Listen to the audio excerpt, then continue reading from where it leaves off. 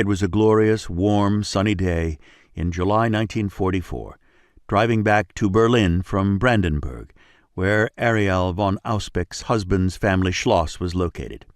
It was a 16th-century castle, large, drafty in the winter, and expensive to maintain. But Gregor von Auspeck was deeply attached to it. As an only son, he had inherited it when his parents died.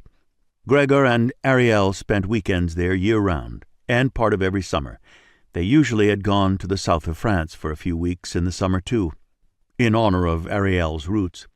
Her father was German, and her mother French. Arielle was an only child. She had grown up in Germany, but had strong ties to France. Her mother had moved to Berlin from Paris when she married Arielle's father. Arielle's parents were aristocrats, too. Her mother spoke to her in French, so she was fluent. Both Arielle's family and Gregor's were from Berlin. Arielle was a slim, blonde, blue-eyed beauty with a great figure. She was 44 years old. Gregor was 5 years older, tall, athletic, with dark hair and blue eyes.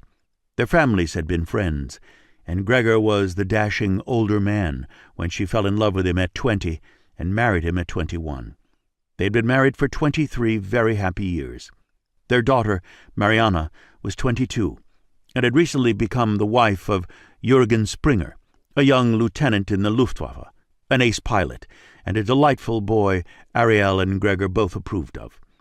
The wedding had been lavish, held in their Berlin home in the Zehlendorf district. It was one of the largest, most beautiful homes in the city. They had a ballroom, and there were 300 guests at Mariana's wedding, many of the men in military uniform, and the women in exquisite ball gowns. Gregor was a colonel, retired from the German army after an incident at the beginning of the war.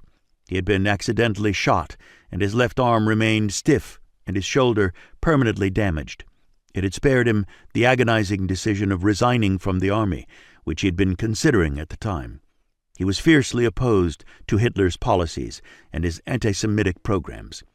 The accident had given him the perfect excuse to retire, and had spared him from taking an overt position in opposition to the Führer, which would have been dangerous.